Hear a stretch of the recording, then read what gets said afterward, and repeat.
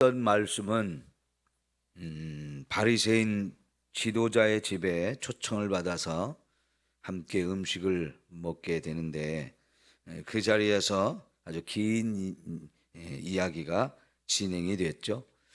그곳을 떠나서 이제 예수님이 예루살렘을 향해서 올라가시는 길입니다.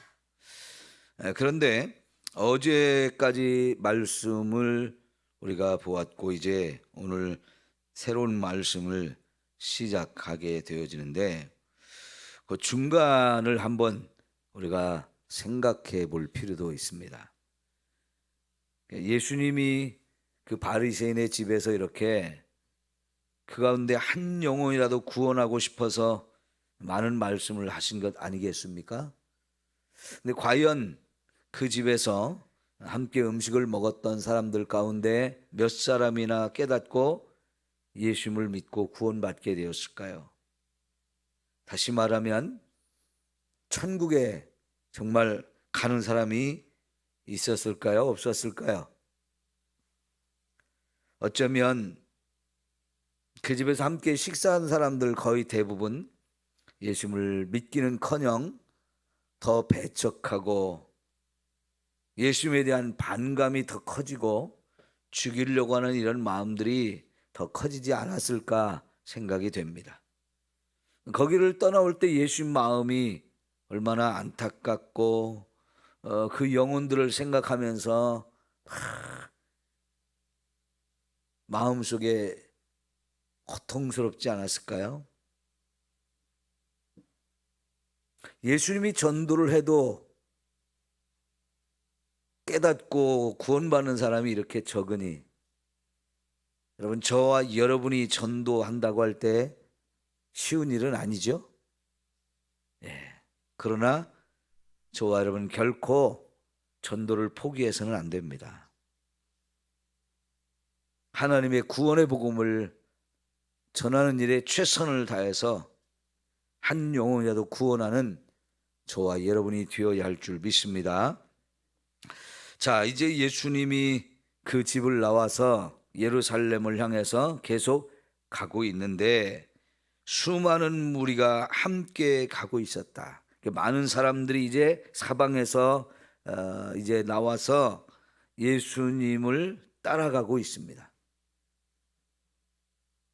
자, 무리가 많아졌다는 것, 기뻐할 일이고 감사할 일일 것 같은데, 예수님께서는 그들을 향해서 예수님을 따른다는 게 어떤 것인지, 그래서 예수님의 제자가 되는 것이 무엇인지를 이제 구체적으로 말씀을 하시는데, 물은 내게 오는 자가 자기 부모와 처자와 형제와 자매와 더불어 자기 목숨까지 미워하지 아니하면 능히 내 제자가 되지 못한다라는 말씀을 하십니다. 미워하지 아니하면, 이 말씀이 정말 미워하라는 말씀일까요? 그런 표현은 아니고요, 덜 사랑하라는 얘기예요. 예수님보다 덜 사랑하라는 거예요. 누구를요? 부모와 처자와 형제와 자매, 심지어 자기 목숨까지도 예수님보다 더 사랑해서는 안 된다 하는 겁니다. 이게 쉬운 얘기가 아니죠. 여러분, 우리가 세상에서 제일 가까운 사람이 부모와 처자와 형제 자매 아니겠어요? 제일로 사랑하는 존재들이죠. 그런데 우선순위를 따진다고 하면 예수님이 첫 번째라는 거예요. 언제나 예수님이 우리에게서 가장 먼저, 우리가 가장 많이 사랑하는 사람이 되어야 한다는 겁니다. 그게 예수님을 따르는 것이고 예수님의 제자가 되는 것이라는 거죠. 왜 이렇게 해야 됩니까? 우리가 부모를 사랑하고 처자를 사랑하고 형제 자매를 사랑하는 것은 내 부모가 내게 생명을 주었다고 생각하기 때문이고, 우리 부모가 우리를 낳아서 기를 때에 자신의 모든 걸 다 쏟아부어서 사랑하고 양육해 주셨기 때문이겠죠. 한 피를 나눈 형제들이기 때문에 가장 사랑하는 존재가 되겠죠. 근데 그렇게 생각해 보면 예수님은 우리 부모보다 더 먼저 우리에게 생명을 주신 분입니다. 그분이 창조주니까요.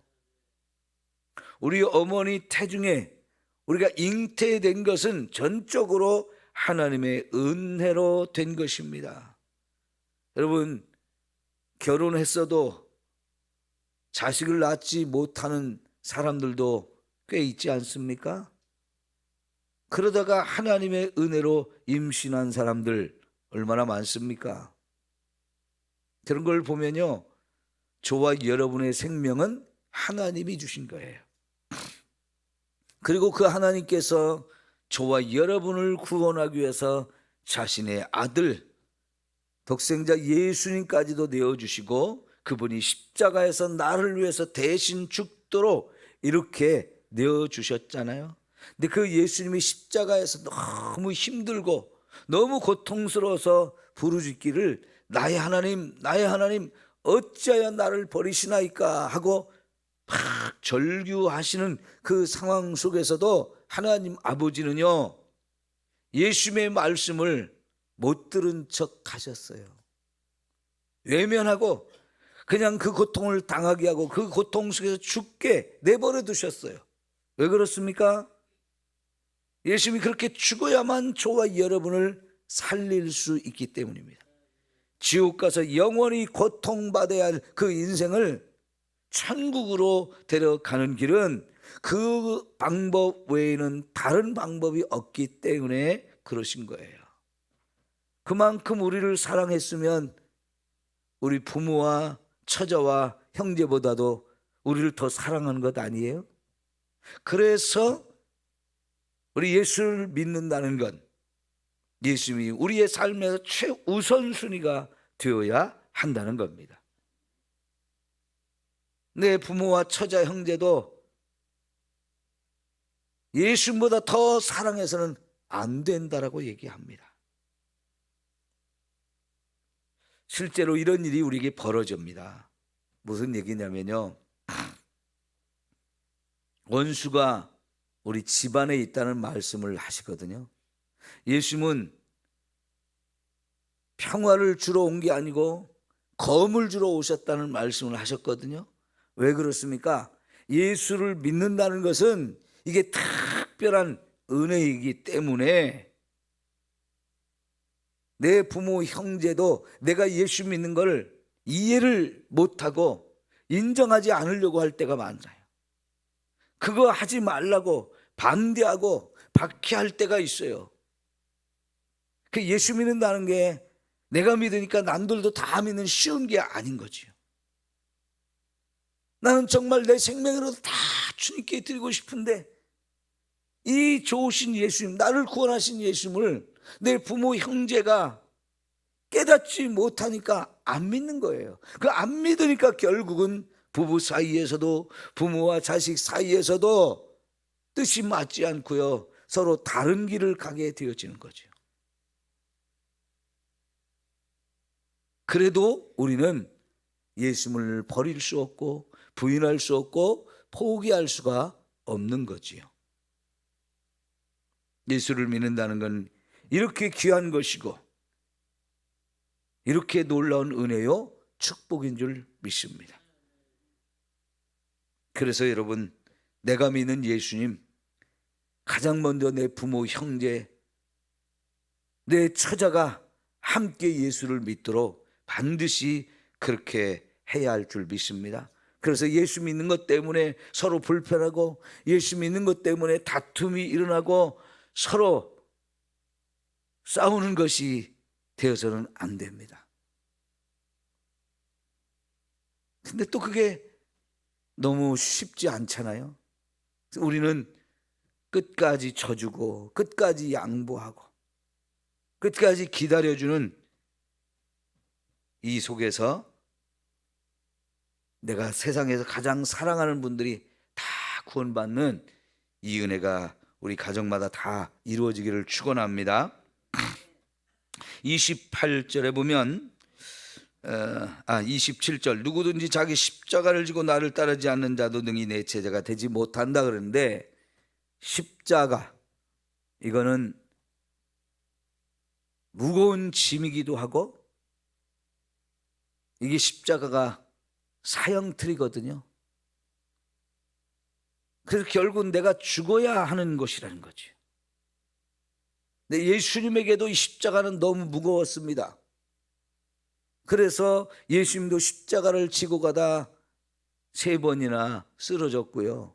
결국은 예수님이 십자가를 다 질 수가 없어서 구레네 시몬이라는 사람 끌어다가 대신 지고 가게 할 만큼 십자가는 우리에게 큰 짐입니다. 너무너무 무거운 짐이죠. 그리고 결국은 그 십자가에 못 박혀서 죽음을 당했습니다. 이 죽음의 형틀이에요. 사람이 사람을 죽이는 것 중에 가장 잔인하고 가장 끔찍한 고통을 당하게 하는 너무너무 무서운 것이 십자가의 죽음인데요. 우리가 예수님을 따른다는 것은 다 그 십자가를 지고 가야 하는 과정이라는 겁니다. 그러면 여러분 결코 쉽지 않다는 거지요. 이거를 다 견딜 수 있어야 되고, 이것을 이겨야만 우리가 예수님의 제자가 될 수 있다 하는 거예요. 예수님에 의해서 선택된 12명의 제자 가운데 11명, 그 중에 요한 빼고 나머지 제자들은 예수님처럼 다 십자가에서 죽음을 당하거나 거의 그런 식으로 순교를 당했습니다. 그런데 여러분, 예수님의 제자들이 그 죽는 것이 무섭고 예수님의 복음을 전하는 것이 힘들어가지고 못하겠다고 포기한 사람 하나도 없어요. 진짜 예수님의 제자가 됐죠. 여러분, 근데 지금 수많은 무리가 예수님과 함께 길을 걸어가고 있는데, 이런 말씀을 들을 때 이 사람들 가운데 또 얼마나 예수님을 끝까지 따른 사람이 있을까요? 지금은 예수님이 하시는 말씀을 듣고 싶고 하시는 기적의 주인공이 내가 되지는 않을까, 이런 기대를 가지고 지금 따라오고 있지만, 그들 중에 또 많은 사람들이 예수님을 배반하고 버리고 떠나는 사람들이 있었을 겁니다. 사랑하는 성도 여러분, 지금 우리가 이렇게 예수 믿는 게 어렵지는 않죠. 그런데 그것 때문에 오히려 우리 믿음이 더 엉망이에요.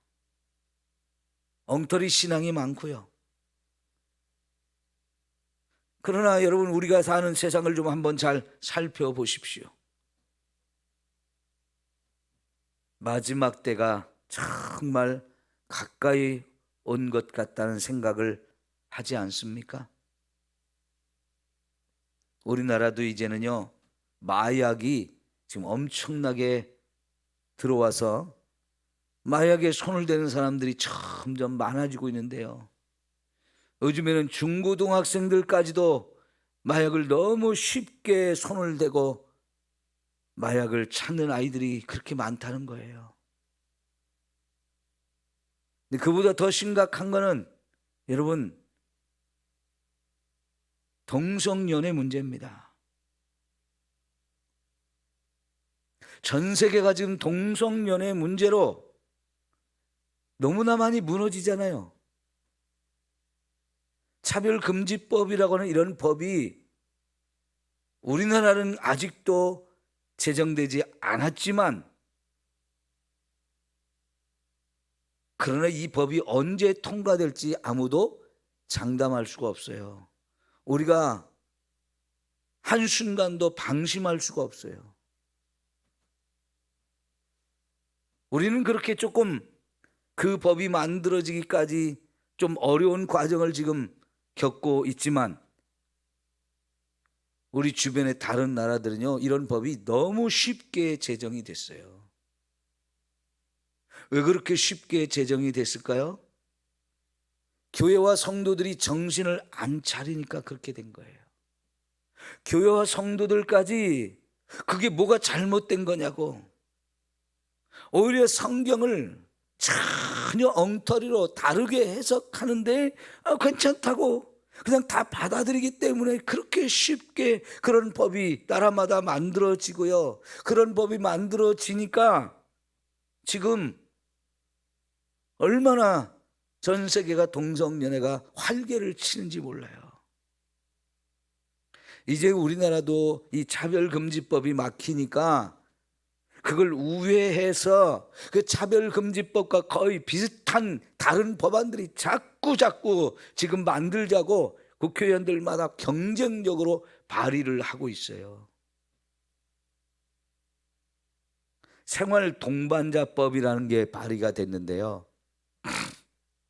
결혼을 안 했어도 서로 뜻이 맞아서 함께 살자 그러면 다 가족으로 인정해 주자는 거예요. 가족으로. 그럼 가족으로 인정해 주자는 얘기는요, 그들에게 국가에서 주는 모든 혜택을 다 주겠다는 겁니다. 요새요, 어린 아이들, 자녀들을 정말 낳기가 어려운 자녀들의 출산율이 엄청 떨어져 있는 이 상황인데요. 이제는요, 아동기본법이라고 해가지고요, 이제 그런 법안도 발의가 됐는데 부모가 자녀들에게 종교를 강조하지 못하게 하는 거예요. 교회를 나가도록 이렇게 억지로 하게 되면 부모 양육권을 박탈해서 아이들을 국가에서 다 뺏어가는 거예요. 요즘에 예를 들어서 부모가 자녀들을 폭력을 행사하잖아요. 그러면 그런 아이들을 데려다가 대신 기르는 그런 기관들이 있거든요. 근데 그 기관의 권위를 엄청나게 세게 해서요, 이제 걔네들이 자녀들을 데려다가 부모는 꼼짝도 못하게 하고 부모는 아무것도 못하게 하고 자녀들을 국가에서 그런 기관을 통해서 가져가서 대신 양육하는 이런 법안들을 발의해 놓고 있어요. 이 포괄적 차별금지법에 여러분 들어갈 내용들이 사실은 다 그런 법안으로 다 가져가서 그런 법으로 우회적으로 만들어 가려고 그렇게 많은 국회의원들이 말도 안 되는 짓을 해요. 이런 법들이 너무너무 많이 만들어지려고 지금 하고 있는 세상인데 우리가 눈을 떠서 국회의원들 감시 안 하면요, 엉터리 짓을 너무 많이 합니다. 참 제가 우리 전라도 지역의 정치적인 특수성 때문에 말씀드리기가 참 조심스러운데요.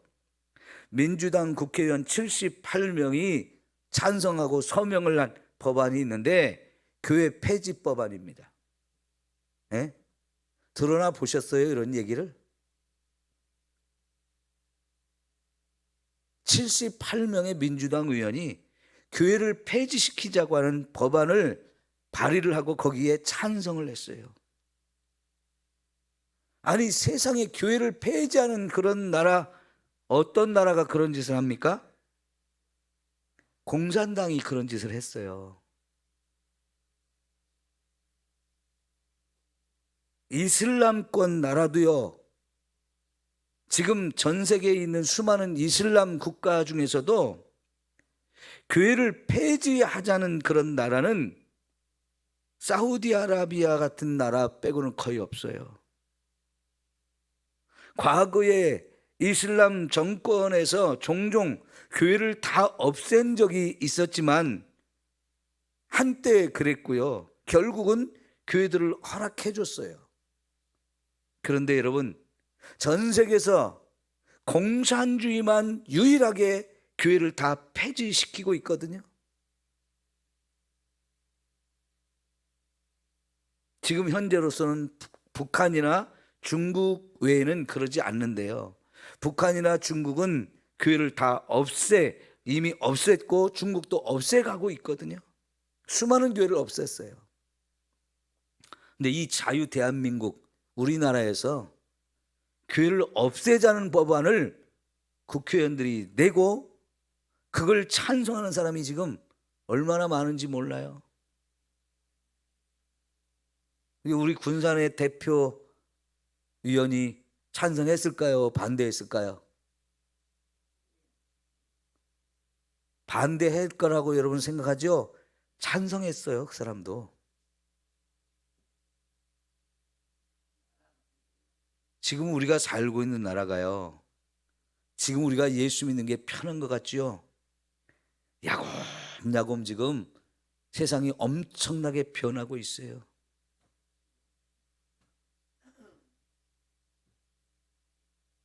요새는 바다가요 이상해졌어요. 지금 괌에 지금 엄청난 태풍이 상륙 직전인데요, 그 위력이 너무너무 센 거예요. 완전 국가 비상사태가 걸렸어요.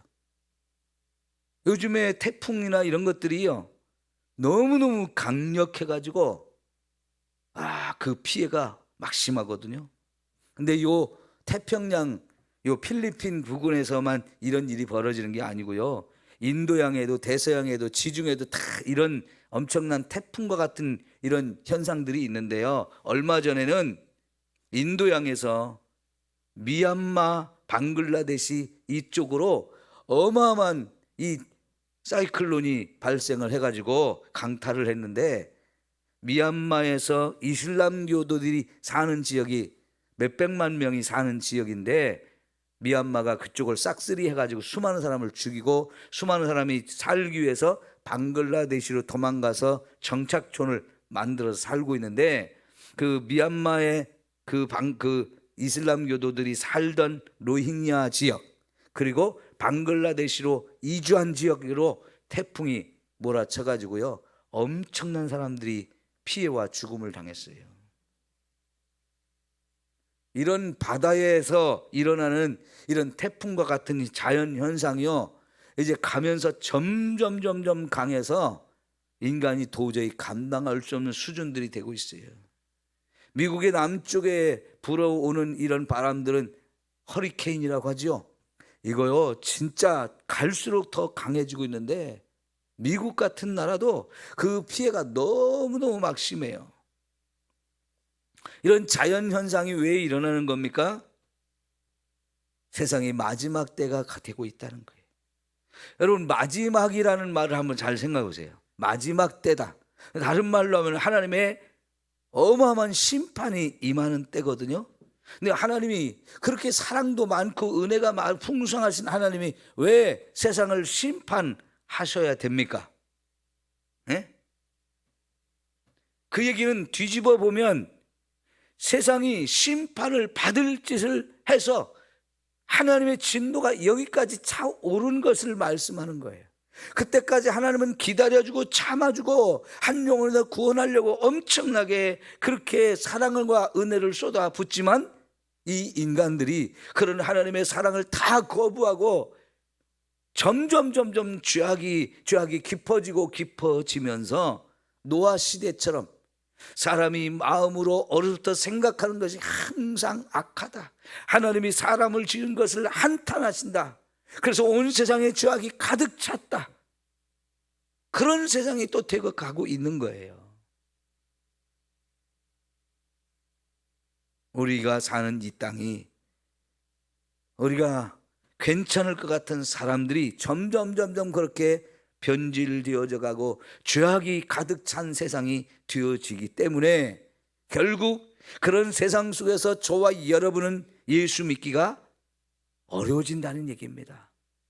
남들은 다 그렇게 사는데 그러면서 그것이 옳은 것 같고, 그래서 세상이 점점 더 좋아질 것 같은 그런 세상인데 나도 모르게 그들을 따라가게 되고 그들을 본받는 길이 되어지는데, 여러분 결국 노아 시대에 의인이 몇 사람이었어요? 노아의 가족 외에는 없었어요. 근데 우리가 신앙생활할 때 그렇게 노아의 가족처럼 신앙생활을 해야 되는데 정말 그럴 자신이 있나요? 변질되지 않고 세상을 따라가지 않고 세상에 내 마음을 뺏기지 않고 그렇게 끝까지 믿음을 지킬 자신이 있느냐 하는 거예요. 어제 이 목사님 설교했던 내용 잘 생각해 보세요. 세상에는요, 저와 여러분의 마음을 빼앗아가는 일들이 너무나 많아지는 거예요. 점점 눈이 돌아가고 입맛이 땡기고 저거 갖고 싶고 저렇게 해야 행복할 것 같고 그래야 성공할 것 같은 그런 것들이 세상에 얼마나 우리의 마음을 빼앗아 갑니까? 아니, 나는 안 그래요. 누가 장담할 수 있을까요? 그래서 예수 믿는 것이 점점 더 어려워지는 세상이 되어집니다. 누가 이런 세상에 십자가 지려고 합니까? 누가 예수 믿는 것 때문에 목숨을 걸고 나는 죽어도 좋습니다 하면서 신앙생활을 하겠습니까? 주님이 먼저 그 길을 가셨고요, 제자들이 그 뒤를 따라갔고 지금은 저와 여러분이 그 길을 가야 합니다. 이런 각오와 결단을 가지고 예수님을 믿어야 합니다. 이제 예수님이 두 가지 예를 또 들어서 말씀을 하시는데, 우리가 망대를 짓는다고 할 때 충분히 계산을 해서 돈이 준비가 되었을 때 그 망대를 짓는 걸 시작해야지, 계산도 안 해보고 돈도 준비도 안 돼 있는 사람이 망대를 짓겠다고 하면 결국 기초만 놓고 포기한 상황이 될 수 있다는 거예요. 그게 무슨 꼴입니까? 그 정말 지혜가 없는 사람이고 준비가 안 된 사람이죠. 예수를 믿으면서 중도 포기하면 절대로 안 된다는 얘기입니다. 아예 처음부터 각오가 단단히 되어 있어야 한다는 겁니다. 지금 적이 쳐들어오는데 그 적이 숫자가 얼마가 되고 내 숫자가 얼마가 되는지, 그래서 정말 이 전쟁에서 우리가 나가서 목숨을 걸고 싸울 때 이길 승산이 있는지를 확실하게 계산을 해보고 전쟁을 할 건지 말 건지 빨리 결정을 하라는 거예요. 이 전쟁에 우리가 이기겠다는 확신이 들지 않으면 적이 쳐들어오기 전에 빨리 화친의 관계를 맺으라는 겁니다. 그렇지 않으면 우리는 패할 수밖에 없고 다 멸망을 당할 수밖에 없는 일이 오는데, 그런 일을 당하기 전에 빨리 화친을 하는 게 오히려 낫다는 겁니다. 그 계산을 빨리 해보라는 거예요. 충분히 계산해보고 내가 이 길을 중간에 포기하지 않고 끝까지 갈 수 있겠다, 그걸 계산하고 진짜 계산한 대로 끝까지 목숨을 걸고 가야 된다는 겁니다. 이게 예수 믿는 거라는 거예요. 마지막으로 하신 말씀이 이제 소금에 대한 얘기를 하셨어요. 소금이 맛을 잃으면 그 어디 쓸모가 없기 때문에 다 버림받고 그리고 짓밟히는 꼴이 되어지는데, 끝까지 맛을 잃지 않는 소금으로 남아 있어야 된다는 겁니다. 여러분, 정말 저와 여러분이 세상에 빛이 되고 소금이 되라 그랬는데, 우리가 예수를 믿는다는 건 소금이 됐다는 거예요. 그러면 끝까지 짠맛을 낼 수 있는 사람이 되라는 겁니다. 맛을 잃어버리면 아무짝에도 쓸모가 없는 것이 되어지니까. 어때요? 저와 여러분을 찍어서 맛보면 진짜 짠맛이 나는 사람들입니까? 소금으로서 그 역할을 지금 하고 있는 사람들일까요? 끝까지 그런 신앙생활을 할 수 있는 저와 여러분이 될 것을 주님이 말씀을 하십니다. 들을 귀 있는 자는 들으라고 말씀을 마치셨어요. 오늘 말씀이 저와 여러분 모두가 마음에 새기고 주님의 참된 제자가 되어지기를 축원합니다. 기도합니다.